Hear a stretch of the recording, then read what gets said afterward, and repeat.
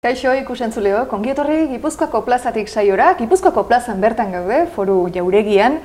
Bertan lan egiten duten langileak ezagutzeko asmoa dugulako, beraien eginkizunak eta beraiek ere bai. Alegia, diputatu zein zuzendarien lana ezagutuko dugu eta esan bezala uzten badigute behintzat, beraiek ere pixka batean pertsonalki ezagutuko ditugu. Eta horretarako, lehenik eta behin aurkeztuko dizuet gaurko gure gonbidatua, bera Miren Elgarresta da, bera emakumeen eta gizonen berdintasunerako organu foralaren zuzendari orokorra da. Miren, kaixo. Eskerrik asko etortzeagatik, Gipuzkoako plazatik saiora.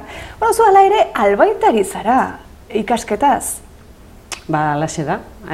Albaitaritza ikasi nuen, Zaragozan, eta hori izan da, nire ibilbide profesionalean eta zati handi batean eta bete izan duen profesioa. Eta zergatik albaitaritza galdetu da daiteke hori? Faktore asko egon daitezke hor tartean, ez? Baina nik esango nuke alde batetikan ezagutza txiki bat, txikitatik jaso izan dudana, familiaren gandik. Eta familia baino zehatzagoa izango zen esatea amaren gandik. Nekazal jarduera txiki bat izan genuen, gure familian, eta hortik ezagutza txiki bat eta jaso nuen, baina benetan niretzako faktore ikarrizuna azkenean eta aukera hori egitea, izan zen institutuan ikasle nintzelarik izan genuen hitzaldi bat, eta hitzaldi horretara gonbidatu zuten Jose Manuel Etxaniz, herriko albaiteroa.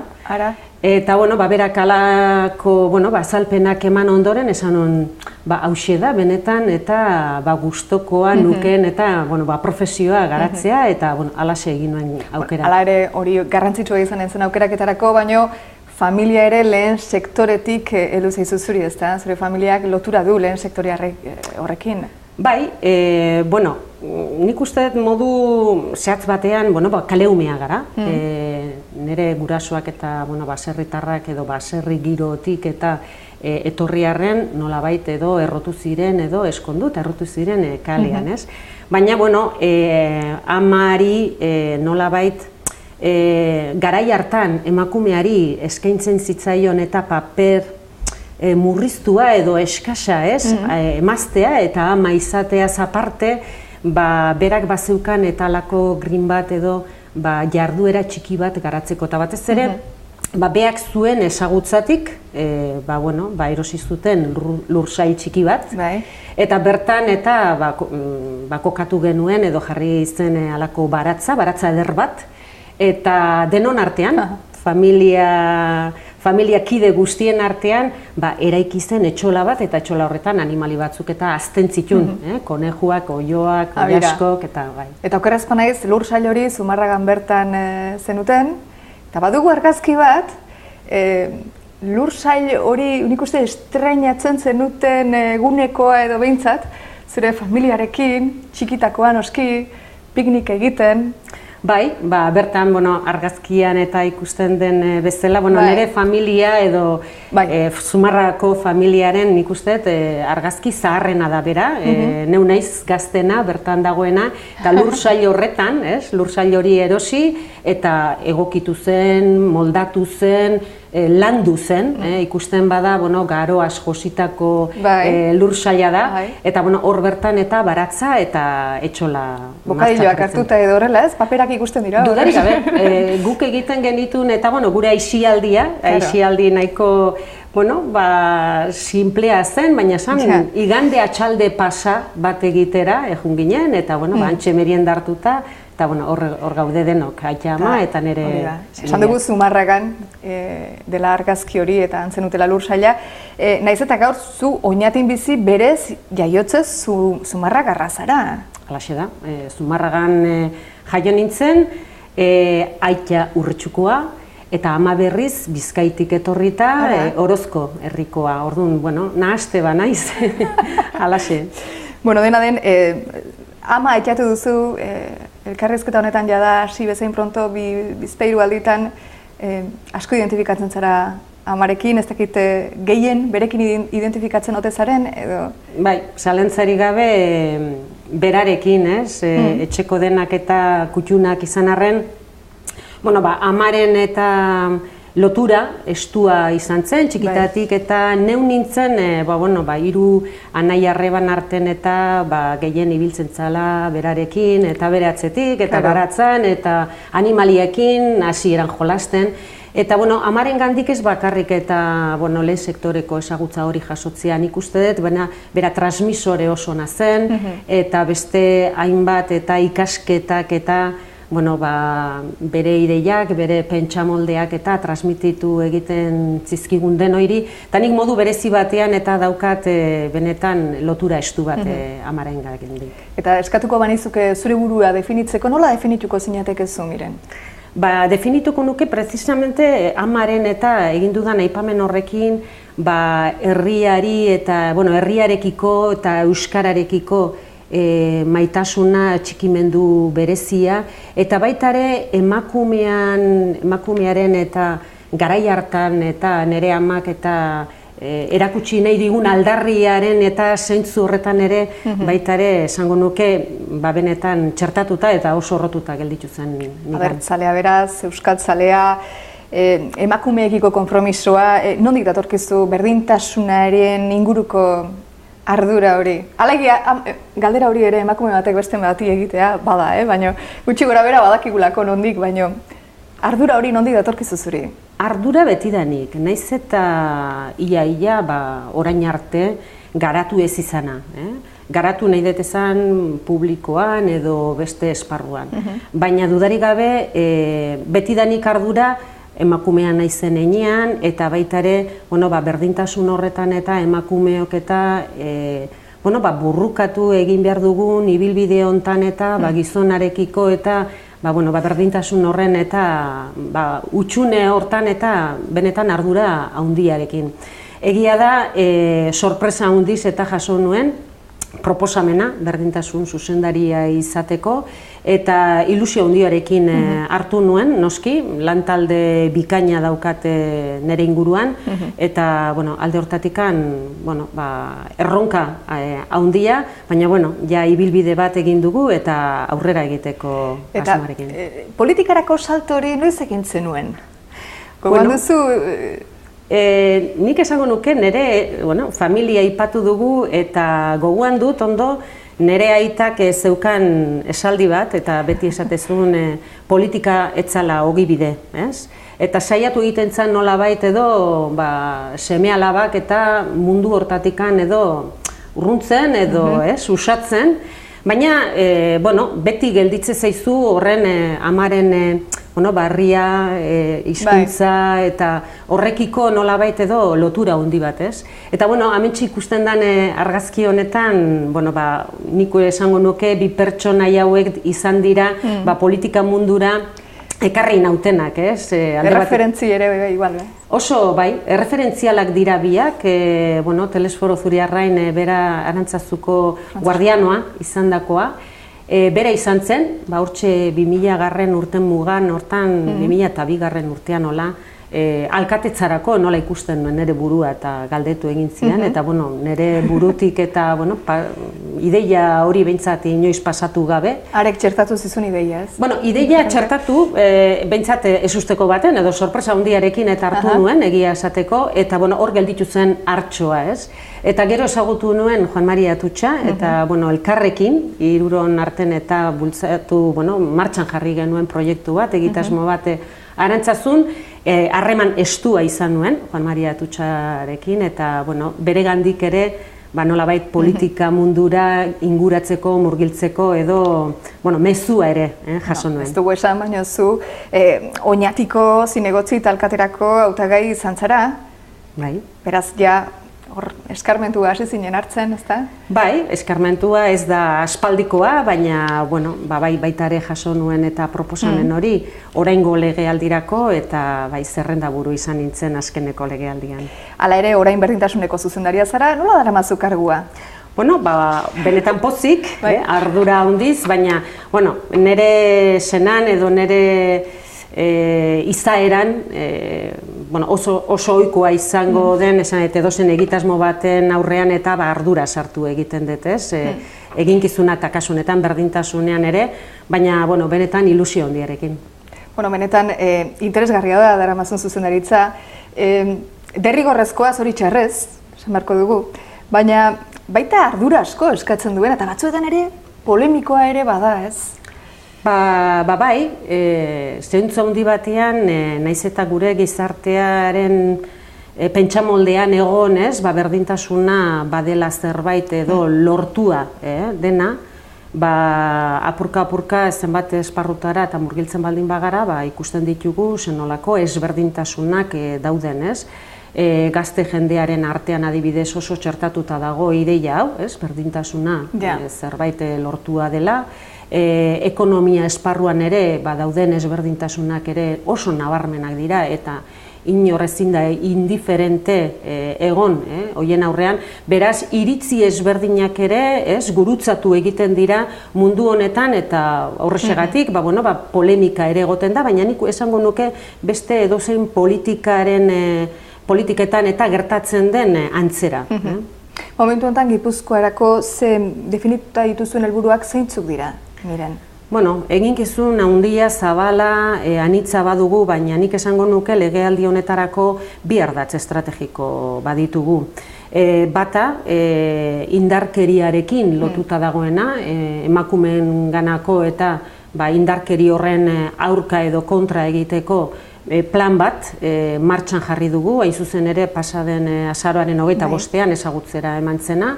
Eta momentu honetan, nahiko sortu berria den bigarren plana eta bigarren ardatz estrategikoa ordezkatzen duna, eta kontziliazio erantzunkidea, horixe da, azpimarratuko nuke, gainera kontzeptua ez da kontziliazioa soilik garatuko duen plana, baizik eta erantzunkidetasunaren osagarri horrekin, eta ezinbestean osagarria izango den elementu horrekin ere, bigarren ardatz osatzen du. Genero violentzia atxatu duzu, plan bat ere bai, aurre izenekoa, ez da? Halaxe da. Zertan datzan plan horrek, jendeak jakin dezan, ze helburu dituzuen eta nola?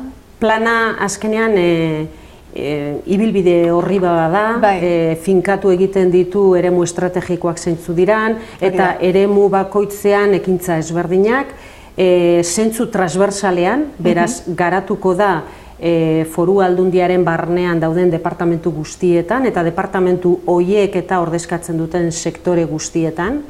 4 esparrutan banatuta dago, prebentzioa, arreta zerbitzuak, ikerketa eta formakuntza. Horiek dira ardatz nagusiak. Ardatz nagusiak. Eta 4ak eta oso garrantzia handikoak izan, azpimarratuko nuke prebentzioarena. Agian, naiz eta sensibilizazioa lorrean, hainbat ekintza eta martxan jarrita egon, eta garatuak izan, oraindik ere prebentzioa lorrean zeregina handia dago. Eta foru plan honetan ere, kanpaina sensibilizazioa jatu duzu, sensibilizazio kanpaina bat jarri duzu martxan, denok zu, gogoan dut, nola aderazineten aneren aurpegia jarrita kareta, ez? Karetarekin. Eta momentu honetan ari gara nolabait sozializazio ekimen bat martxan jartzen. Iruditzen zaigu sensibilizazio kanpaina ezin dela egon 3 egunetako edo 4 egunetako edo hilabete bateko eta denon belarrian, baizik eta sozializazio ekimen batekin lotuta joan behar dula. Beraz, momentu honetan ari gara denok zu kanpaina hori hainbat lekutan eta zabaltzen. Esan entzen nuke Gipuzkoako herritarrak sentsibilizatuta daudela eta non indartu behar dira ahaleginak? Non iruditzen zaizu egin behar dela ahalegin berezi bat? Nik uste teorikoki dudarik gabe ez dudik egiten eta gainera inkestak halaxe adierazten dute, gure gizartea oso sensibilizatuta dagoela, berdintasunarekin lotutako, dauden ezberdintasun guzti horiekin, ez? Baina, oraindik ere, gure rol banaketarekin eta kulturalki eta egiten diren ezberdintasun horiek eta oso errotuta dauzkagu, oso barneratuta dauzkagu, eta benetan kulturaren aldaketa bat eskatzen dute horiek, ez? Kultura aldatzea ez da edozer gauza eta ez da gauetik goizea egiten den zerbait, ez? Errotik eta askotan entzuten deuna, ez? Arazo estrukturala badela, gure gizartean, estrukturan txertatuta dagoen konpondu beharreko zerbait bada. Bueno, leheno atxatu duzu, baina beste kanpaina batzuk egin dituzue ardura partekatuarena. Emakumearen egoera salatzen duten datu objektiboak dituzue. Bai, pasaden martxoaren 8ko kanpaina bat aipatu dezuna bera da, eta hor ekonomia, enplegu mundu horretara murgildu ginen, eta benetan agerian utzi genituen modu esanguratsu batean ondo azpimarratuta, denok ondo ezagutzen ditugun datu objektiboak, zuk esan dezun bezala, urtero argitaratzen dira, Emakunde Institutu berak eta argitaratzen ditu, txostenean barnean egoten dira, eta askotan baitaren nahiko bisible egoteko, hortxe egoten dira, ez? Guk egin deuna izan da liburu ontatikan, zifra txostenatik atera, eta benetan gizarteak ondo hartu ditzan, zeintzu diran benetako ezberdintasunak oraindik ere gure gizartean. Eta interesgarria iruditu zait ere, enpresari lotuta, esperientzia pilotuak ere martxan jarri dituzuela, interesgarria nola etzego irudituko ez, kontziliazioaz hitz egiten badugu, kontziliazioa sustatzeko edo egiten ari zarete alegina.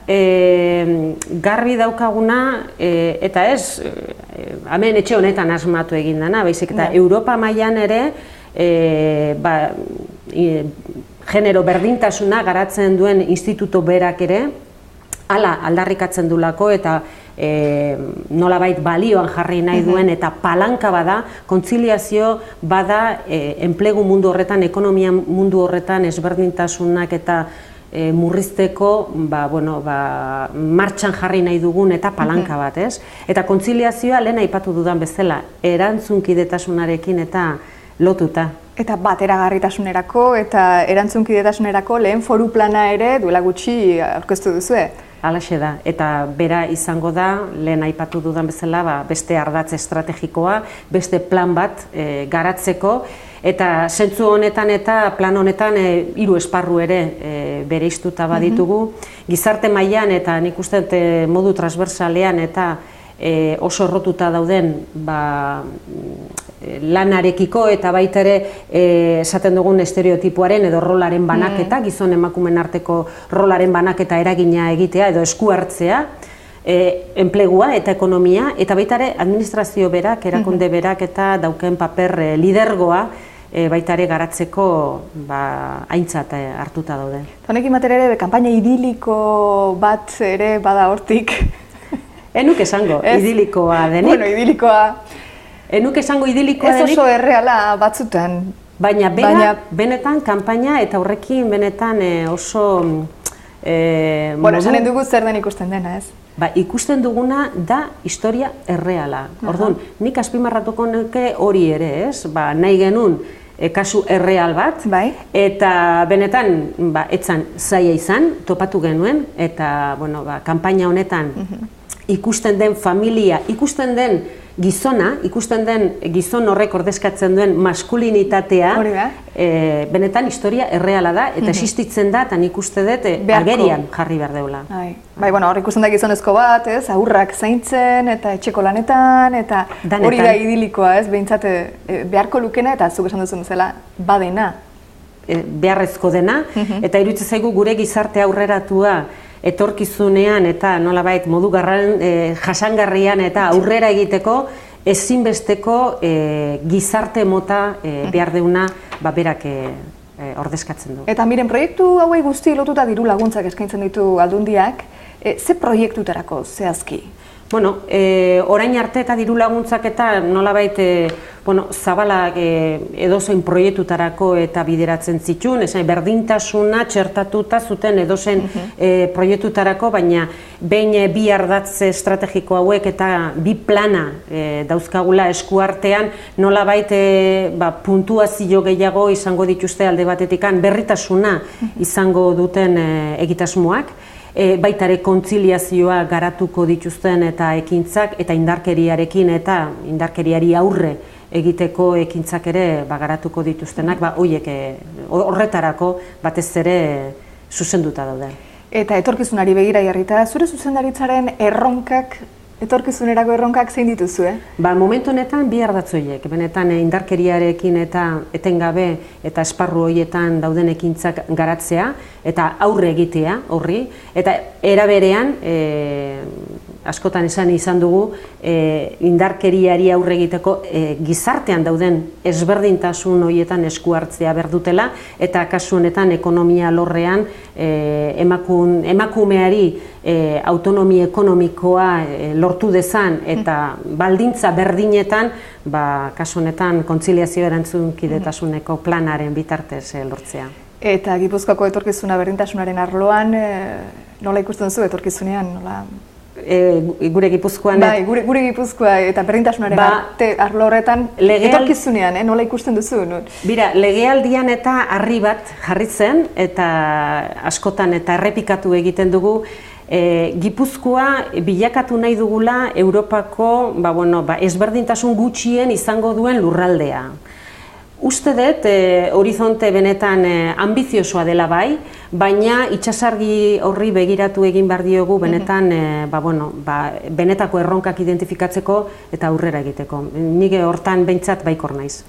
Miren Elgarresta, emakumeen eta gizonen berdintasunerako organu foralaren zuzendari orokorra, eskerrik asko, Gipuzkoako plazatik saiora etortzeagatik, eta zure lanaren jardueraren berri emateaz gain, zure bizi pertsonal horren zergati eta ukitu horiek erakusteagatik. Esker mile. Eskerrik asko, plazer bat izan da. Eta zuei ikusentzuleok, Gipuzkoako plazatik ibiliko garela hurrengo batean eta hemendik ikusiko gaituzuela. Beraz, eskerrik asko gurean izateagatik eta ordura arte izan ongi.